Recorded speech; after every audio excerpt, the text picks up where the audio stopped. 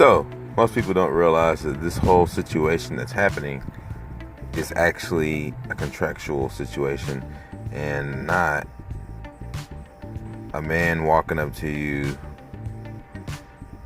seeing how things are, seeing why your tail light is out. It is nothing but contracts happening. The moment that this dude says something to you and you respond, you have created a contract automatically. It doesn't matter if you don't want to speak after that or whatever. I suggest either you should have your game together, like automatically. You should automatically know, okay, I'm getting pulled over. I got this, and that, and the third. I need to be prepared for such and such. Because when he comes and you know that you can't do this and that and the third, you're only going to get pulled into whatever it is that he sees that you're uncomfortable about. He's super, they play dumb, but they have so much more going for them than you realize. And when they're coming to try to figure out a way to get a commercial charge bond to get to this judge who is actually just a clerk administrating your trust, which has been held in custody. So your ID confirms that you would be that trust because it's an all capital name. It says you are that corporation. So your ID has a picture on it that says that you are the bank account. And it says that you are declared dead. That's pretty much what it is. That's what U.S. citizenship is. And a taxpayer is a sophisticated trust. If you Google that, it's a sophisticated trust for the court's prerogative jurisdiction to be seen before the court in their prerogative jurisdiction. So once you become the trust, it's their prerogative, whatever they want to do to you. That's why they always want you to be the name. That's why the officer says, hey, are you this name? And then you turn into that dead entity. License and registration, please.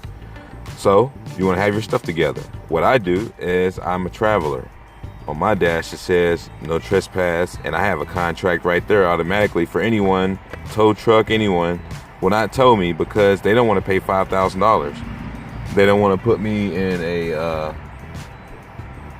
lot, like a, what do they call those lots when they tow you away at night or whatever you want to call it? A tow yard. So they don't want to put you in their tow yards because they're just like, man, and you create the terms once they accept the contract. If you have stipulations for fee schedules on those documents, those stickers or whatever have you, those are the stipulations of the contract. Mine is for $5,000 one time. But if I call them and I create stipulations or controversy or send them a letter in writing, then they give me another contract, and all they got to do is argue it. So in law, what are you going to do when they pull you over? You're probably going to try to, I know my rights and all this. And well, you said that you were as a bank account. You don't have any rights at all. You're civilly dead. So when this dude's like, man, what are you talking about? You got some rights. All right, time to pull out the nightstick and the pepper spray because you are violating the contract. The contract that you signed up for with the United States says that they have custody over you and you would be valuable, inherently directly connected to the Sedicate Trust that you would be actually the beneficial owner of, that you're deciding not to use to discharge your debts. So they're going to make a profit instead of you. So when you claim to be the name, instead of accepting the name, when you accept something for value, you accept it as the flesh. But if you claim the name, if you claim to be it, then they got to make a profit now. And whatever you say, it's just bullshit now at this point.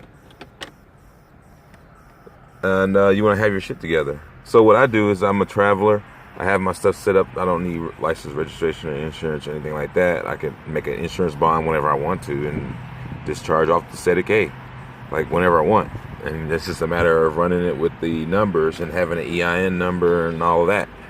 So, it is what it is. I have a traveler package below. It's a folder that teaches you how I've done it. This isn't legal advice because, as we know, legal fictions are just pieces of paper. They don't exist.